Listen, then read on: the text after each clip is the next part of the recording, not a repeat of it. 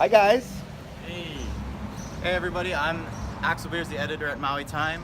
I'm here with Gabe Johnson, the 2018 Lanai candidate for Maui County Council. Gabe, thank you for coming and spending time with us. Hey, aloha. Thanks for having me, Axel. All right, let's walk story. Sure. Walk story. So Gabe, can you tell us a little bit about your background? What are your ties to Maui County and what makes you want to be a council member? Sure. My background is in education. I got my undergrad in English at the Kent State University.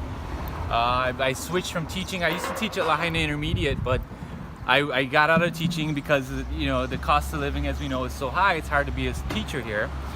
And so I got into conservation. I work in natural resources right now. I've done a lot of work in invasive species control on Lanai.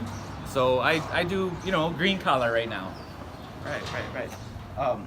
So the person that you're challenging, Ricky Hokama, by my count, he's been a council member for 8 terms. As a political newcomer, what do you have to offer that's different, and how do you persuade voters that you are prepared for this role? Yeah, that's a very solid question. So he has been in power for so long, he's become a career politician. And I know across the board, that's a very common ground issue is a lot of people are tired of the same old.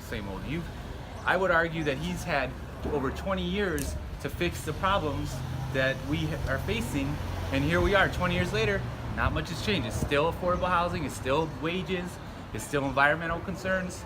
I mean, if I had a job for 20 years and I had the same problems I couldn't fix, I didn't think I'd be out of a job real quick.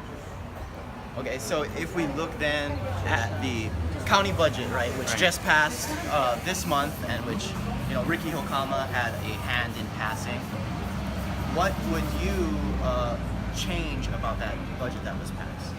Well, the budget has to be people focused. I'm going to be one of the politicians that's going to talk about taking the profits out of our county government and saying it's not about the profits, it's about the people.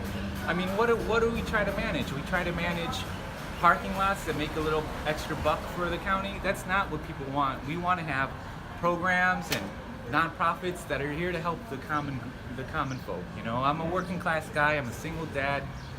When I give my taxes, I want to see return. I don't need more infrastructure for tourists. I need more infrastructure for the working class people. So if you want that funding for working class infrastructures and programs, what do you think you would take that funding from? Right. So we have a huge chunk of our budget goes toward just marketing the tourism. Right. And I believe that our economic engine is based off of tourism, but we're breaking numbers every year. We're breaking records every year with the amount of tourists that are coming in, the amount of money that tourism is making. So I think we're pretty good with that. We now got to focus on the infrastructure, the affordable housing, better paying jobs, helping our kapuna, helping our children.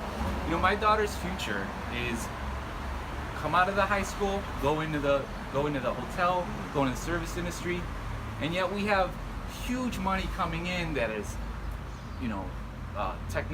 like the money that comes from like Silicon Valley and these big industrial giants that are making money off computers.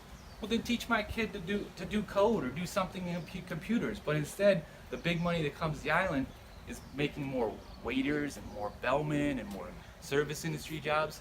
Those are, honestly, you're never going to own a home if you're going to be a waiter for 20, 30 years. It's too hard for us when the homes cost $500,000. All right, that brings up a lot of interesting questions. So I know that you're from Lanai, and I think you even work for, is it Palama Yes, Lanai, yes. right? Which is owned by Larry Ellison, who owns like 90% of that island. How do you feel about his ownership of the island? How do I feel about it? Yeah, I mean, what is, as far in relation to what you're So- saying, as far as people coming in and making jobs for the trick is he owns 98% of the island, right? And it's hard for the county to do anything when you don't own any of the land. You've got to kind of beg and grovel to get a little piece of property to do anything. The county owns the roads and a few, infrastructures, but how can we, as a county, go and do anything when it's all private property, right? So that 98% number is really important, and we got to affect it. That's one part of it. The other part is we do have things that the county can help the Keikio Lanai is a preschool. We got to fund it. And in fact, Ricky Okama cut their budget. So if you're going to cut budget on preschools and stuff, that's not what I want to be doing. I'm going to be going the opposite. You know, we don't want to have our kids having like a poor education and have no money for the kids. So we got to go the other way around and instead take the money away from all the tourism infrastructure and help, you know, our kids have a better school. So that's something I know it's in the state purview for education, but there's programs that the county can do to help. Right. And the other thing that brings up is this idea I saw on your website where you're pushing for a $15 minimum wage. Is that something that you think you can do at a county level? Right. Is that something you would push for? Right. Well, that's a really good question because that is, again, in the state's purview to, you know, raise the minimum wage. But I think that if all the counties get together and write a legislative package to the state and say, this is what our folks need, you get what they call the bully pulpit. You get something there with a unified voice. All the county councils can go to the state and say, put this in the legislative package. It's important to us. I wrote that on my website because I believe in a livable wage. And I know that we can go and say, oh, that's not really the county's, you know, kuleana. But we need to have a strong voice in the county to speak up to the state and say, we need help with our middle class. They're shrinking.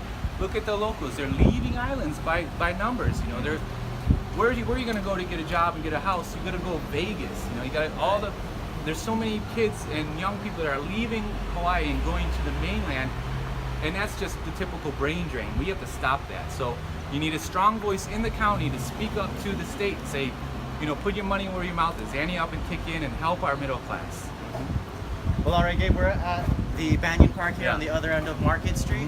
So that means our interview is done. Oh, wow, fast. Yeah, it was quick. Can we do an hour interview next time? Maybe next time, but Yeah. I want to thank you for spending your morning with us and for your time that you've given to share a little bit about yourself. All right, so don't forget to vote. Aloha, everybody. Right, aloha. Everybody in the county can vote. Remember that. I live on Lanai, but everybody in the county can vote for county council.